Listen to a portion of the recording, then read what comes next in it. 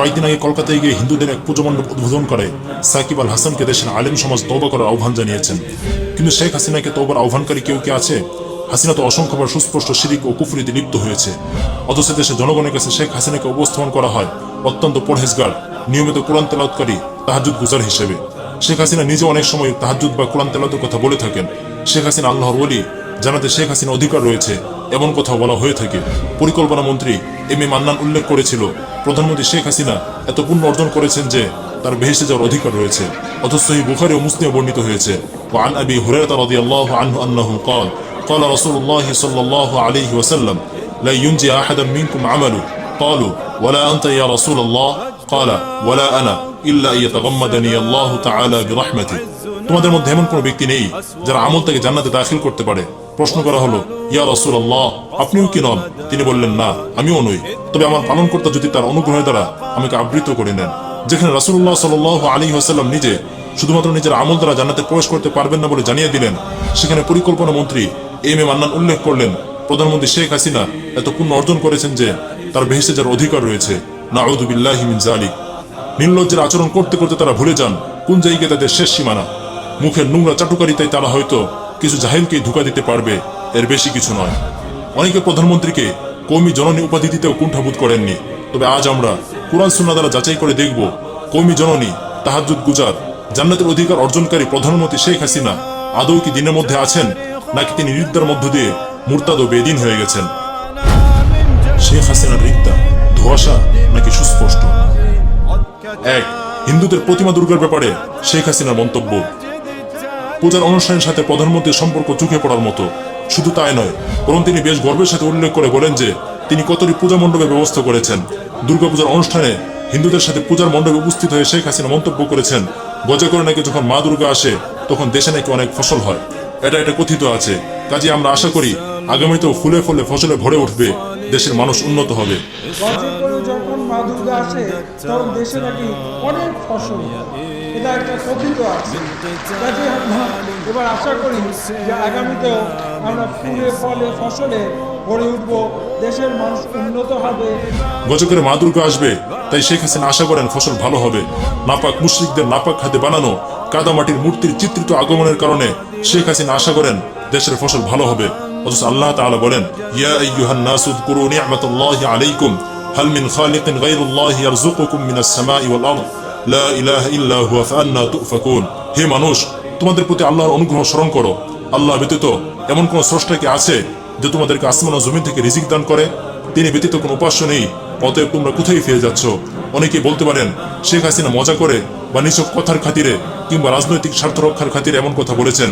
চলুন দেখা যাক এভাবে আল্লাহ সুবহানাহু ওয়া তাআলা কি বলেছেন।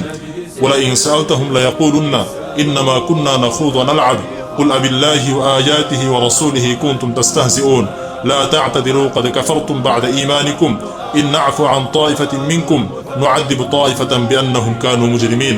আর যদি আপনি তাদের কাছে জিজ্ঞেস করেন, তবে তারা বলবে, আমরা তো কথার কথা বলছিলাম এবং কৌতুক করছিলাম মাত্র। আপনি বলুন, তোমরা কি আল্লাহর সাথে, তার হুকুম আহকামের সাথে এবং তার রাসূলের সাথে ঠাট্টা করছিলে? ছলনা করো না। ঈমান প্রকাশ করার পর তোমরা তো কাফের হয়ে গেছো। তোমাদের মধ্যে কোনো কোনো লোককে যদি আমি ক্ষমা করেও দেই, তবে অবশ্যই কিছু লোককে আযাবও দেব, কারণ তারা ছিল গুনাহগার। 2, ঈমান ও কুফরকে সমান সমান মর্যাদা প্রদান। বাংলাদেশ এমন একটি দেশ যেখানে সকল ধর্মের মানুষের সমান অধিকার আছে এবং সেই সমান অধিকার নিয়েই আপনারা থাকবে। শেখ হাসিনা নিজের দাবি অনুযায়ী দেশের সংবিধান সংশোধন করে প্রত্যেক ধর্মকে সমান সমান মর্যাদা দিয়েছেন। তিনি বলেছেন, প্রত্যেক ধর্মের সমান মর্যাদা এবং সমান অধিকার থাকবে। আমরা এবার জাতীয় সংসদে সংবিধান সংশোধন করে সেটাই নিশ্চিত করেছি। অথচ আল্লাহ তাআলা ইরশাদ করেন, ইন্নাদ দীনা ইনদাল্লাহিল ইসলাম, নিশ্চয়ই আল্লাহর নিকট গ্রহণযোগ্য দিন হচ্ছে কেবলমাত্র ইসলাম। কিন্তু শেখ হাসিনার মতে কাফের মুশরিকদের ধর্ম এবং আল্লাহর ধর্ম ইসলাম সমান মর্যাদা পাবে। কিন্তু আল্লাহর কাছে কাফের মুশরিকদের ধর্মের অবস্থান কোথায়? ইরশাদ হচ্ছে, ওমাই ইয়াবতাগি গায়রাল ইসলামি দীনান ফালা ইউকবাল মিন ওয়া হুয়া ফিল আখিরাতি মিনাল খাসিরিন। যে লোক ইসলাম ছাড়া অন্য কোনো ধর্ম তালাশ করে, কশ্চিনকালেও তা গ্রহণ করা হবে না এবং আখিরাতে সে ক্ষতিগ্রস্তদের অন্তর্ভুক্ত হবে। তাছাড়া যারা ইসলামকে বাদ দিয়ে শিরকি ধর্মের দিকে ধাবিত হচ্ছে, তাদের ব্যাপারে আল্লাহ তাআলা বলেন, ইন্নাহু মান ইউশরিক বিল্লাহি ফাকাদ হারামাল্লাহু আলাইহিল জান্নাতা ওয়া মাওয়াহুন নার ওয়া মা লিয-যালিমিনা মিন আনসার। নিশ্চয় যে ব্যক্তি আল্লাহর সাথে শিরিক করে আল্লাহ তার জন্য জান্নাত হারাম করে দেন এবং তার বাসস্থান হয় জাহান্নাম। অত্যাচারীদের কোনো সাহায্যকারী নেই। সমান মর্যাদার বিষয়টি শেখ হাসিনা এনেছেন। দেখা যাক আল্লাহ তাআলার দৃষ্টিতে কার মর্যাদা কেমন। আল্লাহ তাআলা বলেছেন, ওয়ালিল্লাহিল ইজ্জাতু ওয়া লিরাসূলিহি ওয়া লিল মুমিনিনা ওয়ালাকিন্নাল মুনাফিকিনা লা ইয়ালামুন। ইজ্জত সম্মান তো কেবল আল্লাহ, তার রাসূল ও মুমিনদের জন্যই, কিন্তু মুনাফিকরা তা জানে না। শেখ হাসিনা তাহলে সব ধর্মের সমান মর্যাদার বিষয়টি কোথা থেকে পেল? এটি যে আল্লাহ সুবহানাহু ওয়া তাআলা বলেননি তা তো সুস্পষ্ট। এমন কাজের বিষয়টি আল্লাহ তাআলা পরিষ্কার করে দিয়েছেন এভাবে, আম লাহুম শুরাকাউ শারউ লাহুম মিনাদ দীনি মা লাম ইয়া'যাম বিহিল্লাহ ওয়ালাউলা কালিমাতুল ফাসলি লাকুদিয়া বাইনাহুম ওয়া ইন্নাদ যালিমিনা লাহুম আযাবুন আলীম। তাদের কি এমন শরীক দেবতা আছে যারা তাদের জন্য সে ধর্ম সিদ্ধ করেছে যার অনুমতি আল্লাহ তাআলা দেননি? যদি চূড়ান্ত সিদ্ধান্ত না থাকতো তবে তাদের ব্যাপারে ফয়সালা হয়ে যেত। নিশ্চয় জালিমদের জন্য রয়েছে যন্ত্রণাদায়ক শাস্তি। 3. পর্দানশীল নারীদের জীবন্ত তাবু বলে উপহাস।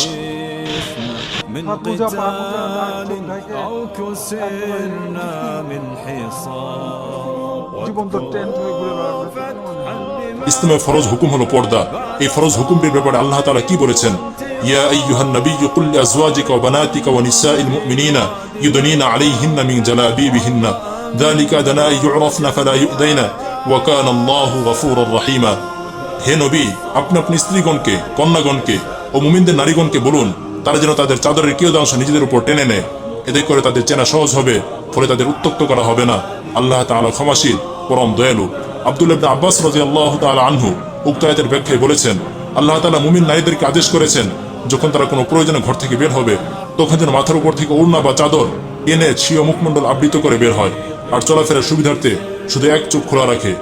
যেখানে প্রয়োজনের জন্য শুধুমাত্র একটি চোখ খোলা রাখার অনুমতি আছে আর সমস্ত শরীর আবৃত থাকতে হবে, এমন অবস্থায় গণভবনে সংবাদ সম্মেলনের এক পর্যায়ে মুসলিম নারীদের পর্দার প্রতি ইঙ্গিত করে প্রধানমন্ত্রী শেখ হাসিনা বলেছেন, হাত মোজা, পা মোজা, নাক চোখ ঢাইকা একেবারে এটা কি জীবন্ত টেন্ট হয়ে ঘুরে বেড়ানো? এর তো কোনো মানে হয় না। শেখ হাসিনার দৃষ্টিতে আল্লাহর দেওয়া হুকুম পর্দা ব্যঙ্গাত্মক অর্থে জীবন্ত তাবু। সম্মানিত উম্মাহাতুল মুমিনিনগণ সহ সালফে সালিহিনদের পবিত্র মা বোন, স্ত্রী কন্যাগণ আল্লাহর হুকুম পর্দার ব্যাপারে যে অনুশীলন করে এসেছেন তা আজ শেখ হাসিনার কাছে জীবন্ত তাবুর নামান্তর। 4. মালওয়ানদের সাথে বন্ধুত্ব। শেখ হাসিনা একটি মুসলিম প্রধান দেশে রাষ্ট্রীয়ভাবে রাষ্ট্র পরিচালনার সমস্ত বিভাগ নিয়ে মুশরিক, কসাই মুদি এবং তার শিরকি হিন্দুয়ানি ব্যবস্থাকে পরম বন্ধু হিসাবে গ্রহণ করে নিয়েছেন।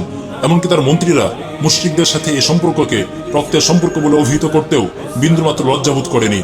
এই হিন্দুয়ানি সিস্টেম এবং কসাই মুদির কাছে শেখ হাসিনা এতটাই নিবিড় ভালোবাসার বন্ধনে দায়বদ্ধ যে সে নিজ দেশের মুসলিম জাতিগোষ্ঠীর সমস্ত মূল্যবোধ, ধর্মীয় অনুভূতি এবং ধর্মীয় অধিকারকে বিক্রি করে দিয়ে মুশরিক আউলিয়াদের মনোরঞ্জনে নিজেকে উৎসর্গ করে দিয়েছেন। বিষয়টি এতটাই প্রকট যে এক লাইনে এভাবে বলা যায়, যখনই এদেশে কোনো নাপাক মালাউন আল্লাহ সুবহানাহু ওয়া তাআলা, তার রাসূল সাল্লাল্লাহু আলাইহি ওয়াসাল্লাম এবং দ্বীনের ব্যাপারে কোনো কটূক্তি করে তখন শেখ হাসিনা নিজে আইডি হ্যাঙ্গিং এর ব্যাখ্যা সবার সামনে পেশ করে এবং এর পরপরই মুসলিম জনতার বুক রক্তাক্ত করে দেওয়া হয়। ছেলেটার আইডি হ্যাকিং করে তার কাছে টাকা চেয়ে না পেয়ে তার নাম করে যে কথাগুলি লিখেছে সে তো একজন মুসলমান ছিল। একটা মুসলমান হয়ে কিভাবে নবী করিম সাল্লাল্লাহু আলাইহি ওয়াসাল্লামের এই ধরনের বাজে কথা লিখে আর একজনকে জবাবার চেষ্টা করতে পারে? আর সেই কথা ধরে সেখানকার কিছু লোক, একজন সাহেব আছে, সে এবং বেশ কিছু লোককে সে জড়ো করে। অথচ আল্লাহ তাআলা আমাদের জানিয়েছেন, ইয়া আইয়ুহাল্লাযীনা আমানু লা তাত্তাখিযু আদুওয়ি ওয়া আদুওয়াকুম আউলিয়াআ তুলকুনা ইলাইহিম বিল মাওয়াদ্দাহ ওয়া ক্বাদ কাফারু বিমা জাআকুম মিনাল হক। হে মুমিনগণ, তোমরা আমার ও তোমাদের শত্রুদেরকে বন্ধুরূপে গ্রহণ করো না। তোমরা তো তাদের প্রতি বন্ধুত্বের বার্তা পাঠাও, অথচ যে সত্য তোমাদের কাছে আগমন করেছে তা তারা অস্বীকার করছে। আল্লাহ তাআলা আরো বলেন, লা ইয়াত্তাখিযুল মুমিনুনাল কাফিরিনা আউলিয়া মিন দুনিল মুমিনিন। মুমিনগণ যেন কোনো মুমিনকে ছেড়ে অন্য কোনো কাফেরকে বন্ধুরূপে গ্রহণ না করে। 5. উত্তরাধিকারের ব্যাপারে শরিয়ার আইনের বিরুদ্ধে বলা এবং তা পরিবর্তনের চেষ্টা করা। ধর্মনিরপেক্ষ কুফরি সংবিধান দ্বারা চলা বাংলাদেশ রাষ্ট্রের কোনো পর্যায়ে ইসলামী বিধিবিধান পালন করা হয় না বললেই চলে। ব্রিটিশরা তাদের শাসনামলে প্রত্যেক ধর্মের অনুসারীদের নিজ নিজ ধর্মের রীতি অনুযায়ী উত্তরাধিকার ভাগবাটোয়ারা করার সুযোগ রেখেছিল। অর্থাৎ পিতার মৃত্যুর পর ইসলামী শরিয়া অনুযায়ী পিতার সম্পত্তি বন্টন করার সুযোগ মুসলিমদের দেওয়া হয়েছিল। একইভাবে হিন্দুদের সুযোগ ছিল তাদের ধর্ম অনুযায়ী উত্তরাধিকারী বন্টনের। ব্রিটিশ শাসনের অবশিষ্ট অংশ হিসেবে এই বিধান এখনও বাংলাদেশ রাষ্ট্রে রয়ে গেছে, কিন্তু মুসলিমরা শরিয়া অনুযায়ী উত্তরাধিকার বন্টন করবে এইটুকু সহ্য করতে পারছে না হাসিনা। তাই সে সরাসরি ঘোষণা দিয়ে মুসলিমদের কাছ থেকে শরিয়া অনুযায়ী উত্তরাধিকার বন্টনের অধিকার কেড়ে নিতে চায়। 2019-এর 28শে এপ্রিল এক অনুষ্ঠানে আলেমদের উদ্দেশ্য করে তিনি বলেন, কিন্তু কেবল শরিয়া আইনের দোহাই দিয়ে মা মেয়েকে বঞ্চিত করে বাবার সম্পদ যে তাদের কাছ থেকে কেড়ে নেওয়া হয় তার কোনো সুরাহা করা যায় কিনা আপনার দয়া করে একটু দেখবেন, এটা করা দরকার। এই শরিয়া আইনে দোহাই দিয়ে মা ও মেয়েকে বঞ্চিত করে দিয়ে যার বাবার হাতে দেওয়া বা স্বামীর হাতে দেওয়া সম্পত্তি সেখানে সম্পূর্ণ বঞ্চিত করে দিয়ে এই যে সম্পদ কেড়ে নেয়, এর কোনো সুরাহা করা যায় কিনা আপনার দয়া করে একটু দেখুন, এটা করা দরকার। 6. শিরকি কাজে প্রকাশ্যে অংশগ্রহণ, মূর্তির পদতলে অর্ঘ্য প্রদান। কসাইমুদির সাথে শান্তিনিকেতনে ঘুরতে যায় শেখ হাসিনা। শান্তিনিকেতনে প্রবেশের পর সেখানে শেখ হাসিনা হাতে তুলে দেওয়া হয় সামনে থাকা মূর্তির পদতলে ফুল ছিটিয়ে দেওয়ার জন্য ফুলের পাপড়ি। উপাস্য মূর্তির সামনে ফুল, দুধ, খাবার, পানি ইত্যাদি ঢালা কিংবা পেশ করা মুশরিকদের মূর্তি পূজা তথা ইবাদতের অংশ। শেখ হাসিনা ঠিক এই কাজটি করেছেন। শেখ হাসিনা সানন্দে সেই মূর্তির পদতলে ফুলের পাপড়ি ছিটিয়ে দিয়েছেন।